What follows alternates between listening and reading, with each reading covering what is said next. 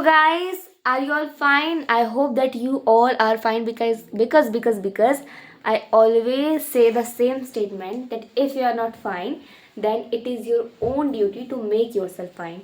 Nobody else will come and make you to feel fine. ठीक है, खुश रहिए, मस्त रहिए, झक्कास रहिए.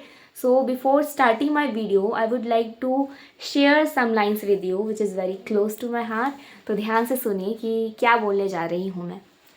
मंजिल उन्हीं को मिलती है जिनके सपनों में जान होती है.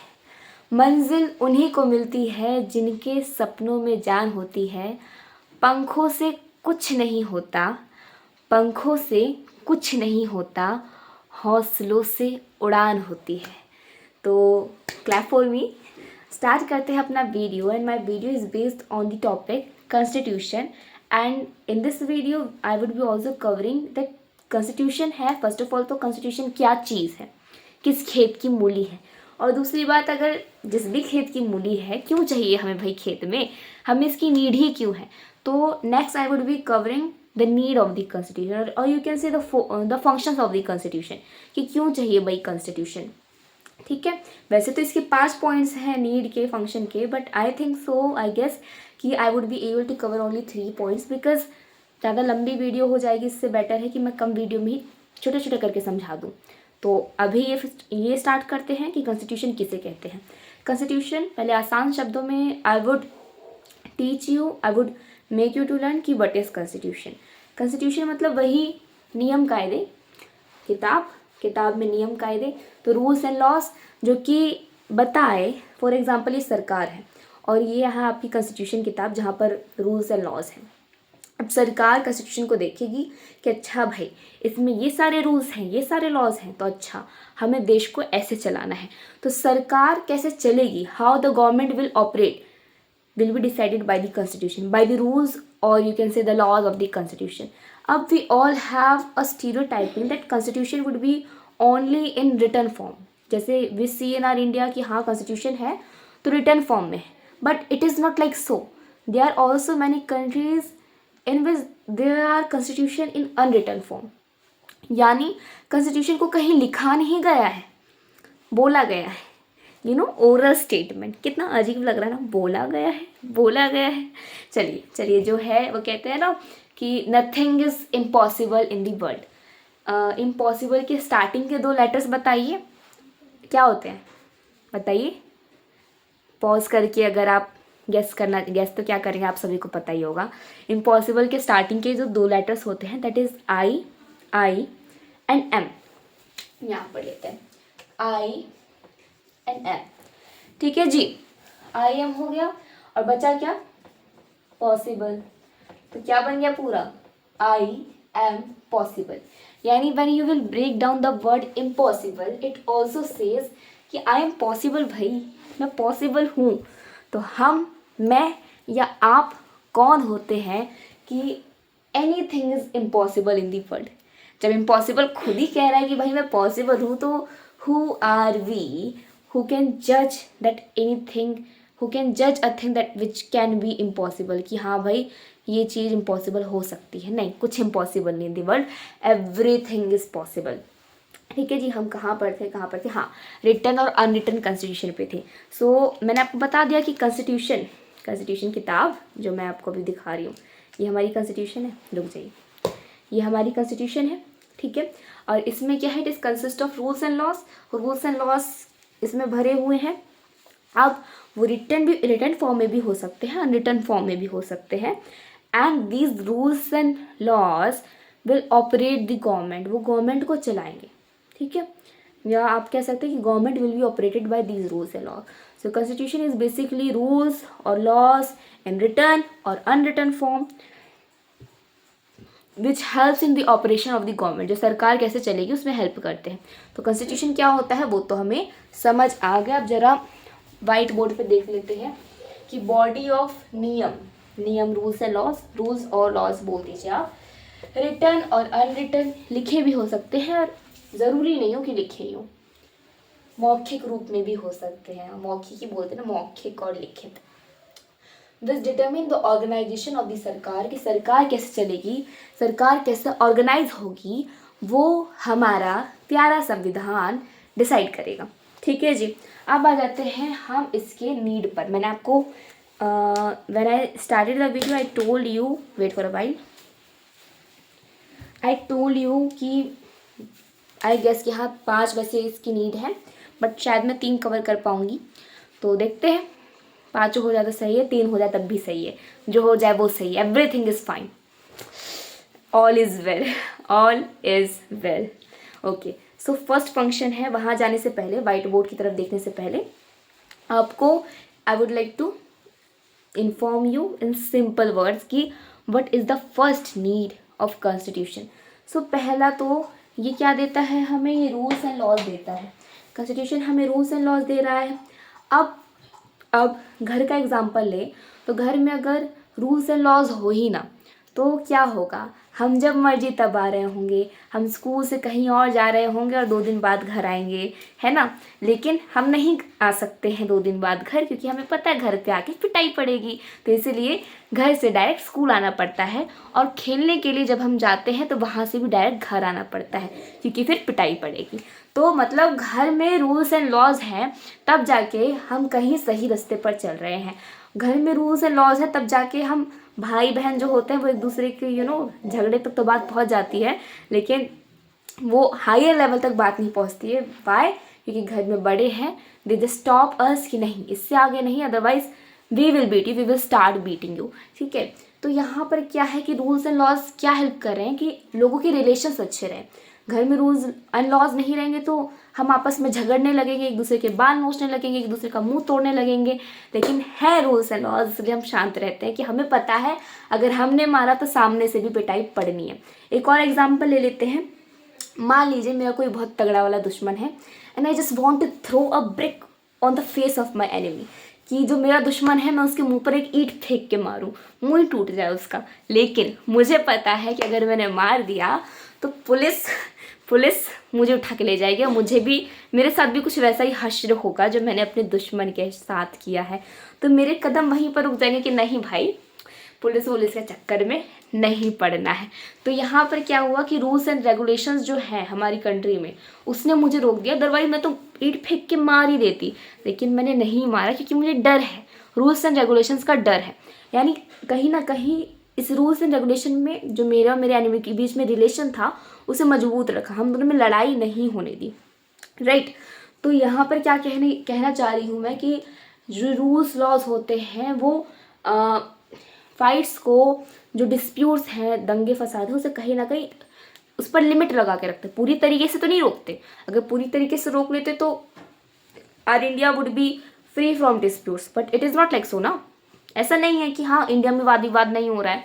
तो कहीं ना कहीं जो रूल्स एंड रेगुलेशन है वो डिस्प्यूट्स पर लिमिट लगा के रख रहे हैं, लोगों के बीच में कोऑर्डिनेशन बना रहे हैं। और अगर कोई रूल्स एंड रेगुलेशंस को डिसऑबे करता है, नहीं मानता, then that person will be punished, that person would be punish, उस पर्सन को पनिश कर दिया जाएगा। तो उस पनिशमेंट के डर से हमारे पैर कहीं थम जाते हैं और हम गलत काम करने से रुक जाते हैं।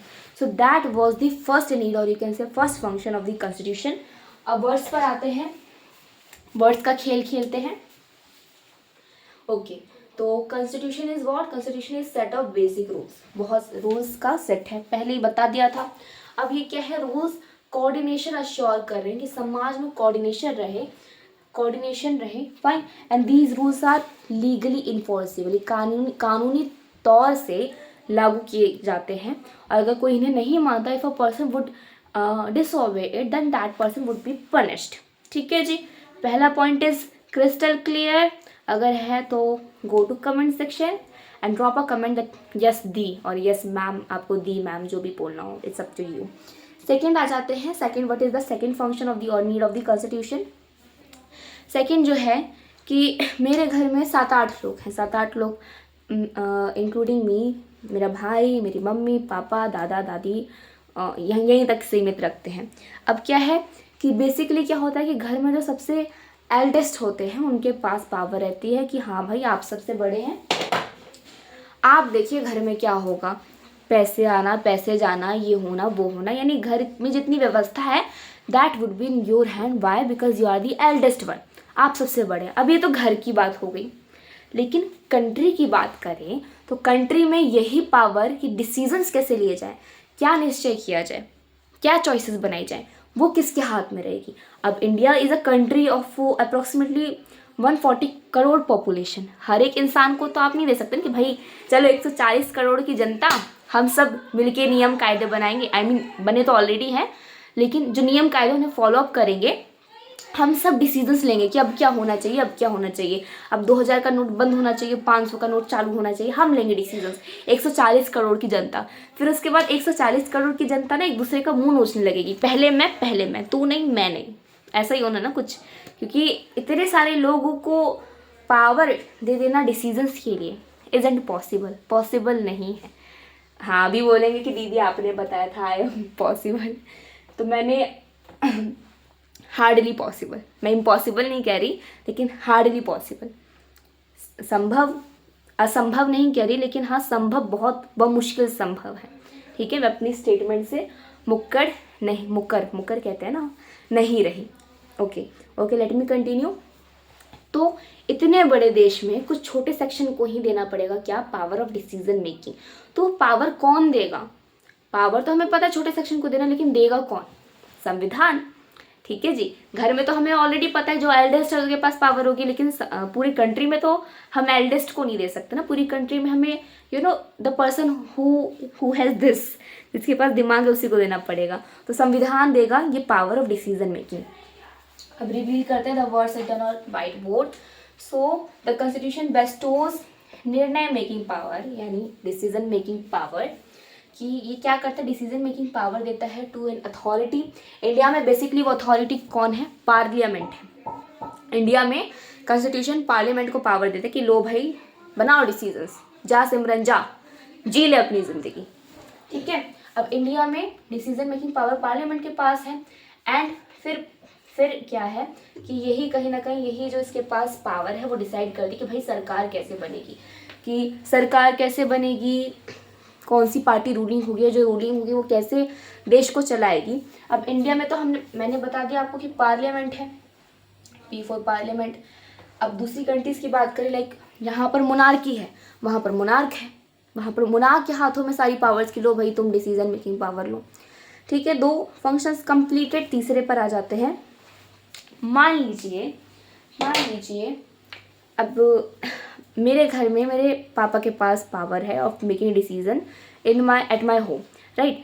तो अब मुझे पता है कि हाँ इतने बजे घर पर आना है, मेरे घर में ये रूल्स रेगुलेशन है, these are some kind of restrictions impose on me और अलॉन्ग विद माई सिबलिंग्स, कि इतने बजे घर आना है, इतने बजे घर से बाहर नहीं जाना, ऐसी रिस्ट्रिक्शंस मेरे ऊपर लगी हुई हैं।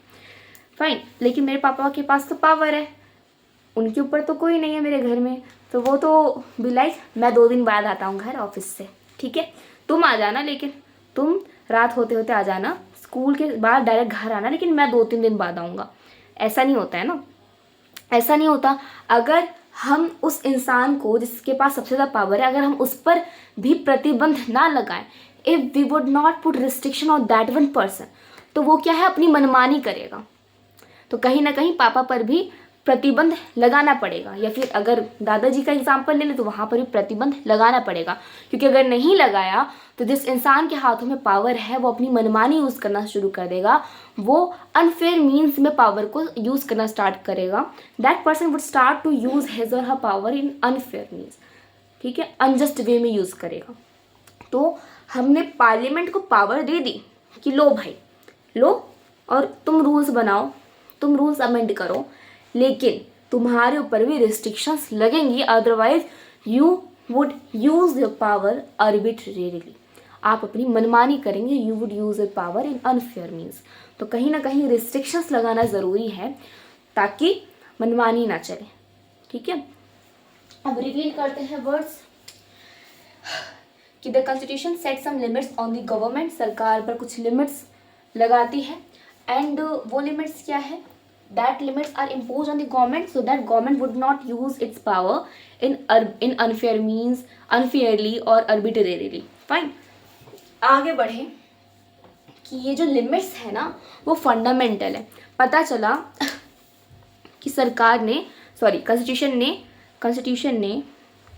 कॉन्स्टिट्यूशन ने कॉन्स्टिट्यूशन ने सरकार पे लिमिट्स लगा दी कि ये लो भाई लिमिट्स, स्वाहा तुम्हारे ऊपर ये लिमिट्स, ठीक है, इसके आगे तुम राइट, इसके आगे तुम आगे नहीं जा सकते, you can cross this one limit. अब पता चला ये तो गवर्नमेंट है, जो सरकार रूलिंग पार्टी है वो बोल रही है मैं तो रूलिंग पार्टी हूँ, मैं तो चेंज कर ही सकता हूँ भाई, मेरे हाथों में पावर है, मैं रूल्स चेंज कर सकता हूँ, मैं नियम कायदे चेंज कर सकता हूँ। तो लो भाई कॉन्स्टिट्यूशन मैं चेंज करता हूँ तुम्हारे अंदर से, तुम्हारे अंदर जो ये रूल्स वगैरह लिखे हुए हैं मैं चेंज करता हूँ कि तुम रूलिंग पार्टी पर कोई लिमिट्स नहीं लगा सकते, तब से अपन का राज। तो ताकि गवर्नमेंट कभी ये सिचुएशन ना लाए इन द फ्यूचर, सो ये कॉन्स्टिट्यूशन में ऑलरेडी रिटन डाउन है कि जो लिमिट्स तुम्हारे ऊपर लगाई गई ना गवर्नमेंट, इसे गवर्नमेंट माना है मैंने, वो फंडामेंटल होंगी, यानी आप इन लिमिट्स को चेंज नहीं कर सकते हैं। गवर्नमेंट के सारे सपने पानी में चले गए, चकनाचूर। तो ये क्या है, ये जो लिमिट्स हैं, these limits will be fundamental, government ही इतनी आसानी से चेंज नहीं कर सकता, ऑलमोस्ट नहीं कर सकता, हार्डली पॉसिबल है। I want use the word impossible, hardly possible है। फॉर एग्जाम्पल, ये लिमिट्स का एग्जाम्पल मैं बता दूं आपको, fundamental rights, fundamental rights DPSP। अब फंडामेंटल राइट्स तो आपको पता ही होगा कि in our constitution we have 6 fundamental rights, right. तो वो फंडामेंटल राइट्स कहीं ना कहीं सरकार पर लिमिट्स का काम करती हैं। अगर सरकार को लगेगा कि फॉर एग्जांपल रखिए क्या कि मैं कोई पर्टिकुलर रिलीजियस ग्रुप हूँ, मैं मतलब ये सरकार ये कोई पर्टिकुलर रिलीजियस ग्रुप से बिलोंग करती है सरकार। अब सरकार ने सोचा कि जो मेरे रिलीजन ग्रुप के लोग हैं ना, मैं एडुकेशन सिर्फ उनके लिए अवेलेबल रखता हूँ और बाकी जितने भी ग्रुप हैं उनके लिए एडुकेशन अवेलेबल नहीं रखता हूँ, राइट। अब इसने प्रोविज़न निकाल दिया कि जो मेरा रिलीजियस ग्रुप है सिर्फ उसके लिए एडुकेशन अवेलेबल है, they would be able to educate themselves, otherwise apart from those group education isn't available, education available नहीं होगी। तो वो जो बाकी remaining rest of the group है वो क्या करेगी, वो ऑफकोर्स विरोध करेगी, ठीक है, विरोध करेगी। कैसे करेगी कि भाई संविधान ने हमें राइट टू एजुकेशन दिया है, which is one of our fundamental right, and you can't violate our fundamental right. भले ही आप सरकार हैं, लेकिन आपको किसी ने इतना हक नहीं दिया कि आप हमारे फंडामेंटल राइट को वॉयलेट करें, समझे आप। तो कहीं ना कहीं अगर सरकार अपनी मनमानी सरकार अपनी मनमानी करेगी, तो कहीं ना कहीं जो लिमिट्स है जैसे फंडामेंटल राइट्स DPSP, वो इस पर रिस्ट्रिक्शंस पुट कर देंगे। लिमिट्स इनको सरकार, ये जो लिमिट्स हैं वो सरकार को उसकी लिमिट दिखा देगी। और DPSP भी कुछ ना कुछ फंडामेंटल राइट जैसा ही है। अब इसका कुछ ना कुछ अंतर तो बहुत है, लेकिन आप थोड़ा कंपेयर कर लीजिए कि हल्का फुल्का कुछ हमारे ही सिटीजन्स के राइट से ही बिलोंग करता है। अंतर है दोनों में, both are not same, but हल्का फुल्का हमारे राइट से ही बिलोंग करता है। हालांकि फंडामेंटल राइट की पावर ज़्यादा है और DPSP की कम है, फाइन। तो ये जो राइट्स हैं, ये जो लिमिट्स हैं, ये जो टूल्स हैं दो हमारे पास, fundamental right and DPSP, these are fundamental and these are those tools which enshrine our aspiration, which enshrine our desire, कि हम जो चाहते हैं वो हमें मिलेगा। सरकार बार बार अपनी मनमानी नहीं कर सकती हमारे लिए सरकार, बिकॉज कि हमारी इंडिया में democracy and democracy is for the government of the government by the government. तो जो है वो हमसे है भाई। 3 समझा दिया, अब समराइज कर लेते हैं। पहला कि संविधान किसे कहते हैं। So basically Constitution is a body of rules or laws written on unwritten form which determine the organization of the government, कि सरकार कैसे चलेगी वो डिटरमिन करती है कौन, कॉन्स्टिट्यूशन, ठीक है। 3 जो हमने फंक्शन पढ़े, पहला कि रूल्स एंड लॉज क्या करेंगे, लोगों के बीच कोऑर्डिनेशन रखेंगे कि भाई कोऑर्डिनेट होके रहो एक दूसरे से, otherwise you would be punished if you would violate set of basic rules. जो कॉन्स्टिट्यूशन में set of basic rules violate करेंगे तो आपको पनिशमेंट मिलेगी, आप सलाखों के पीछे आ जाएंगे। सेकेंड वन है कि the constitution specify decision making power, की जो डिसीजंस है वो कौन बनाएगा। इंडिया में पार्लियामेंट को, बेस्ट रूट है इंडिया में पार्लियामेंट को दिया हुआ है। मोनार्किकल कॉन्स्टिट्यूशन में मोनार्क को दिया हुआ है। अब यहाँ तक हमने पढ़ लिया। तीसरा आ जाता है कि भाई तुम्हें पावर दे दी, पार्लियामेंट को पावर दे दी कि लो डिसीजंस बनाओ, बट पावर के साथ साथ लिमिट्स भी मिलेगी, पावर भी मिलेगी, लिमिट्स भी मिलेगी, दोनों साथ में मिलेगी। लो तुम्हारी थाली में पावर भी है, लिमिट्स भी है, दोनों साथ में लो, ठीक है। तो थर्ड वाले में आ गया हमारा क्या कि सरकार को पहले पावर दे दी सेकंड वाले में, और थर्ड में सरकार पर लिमिट्स लगा दी कि कहीं तुम अपनी बाउंड्री क्रॉस ना कर लो। So thank you, have a nice day. मस्त रहिए, मज़ा में रहिए, झक्कास रहिए और ज़िंदगी में ज़्यादा टेंशन नहीं लेने का। Bye guys.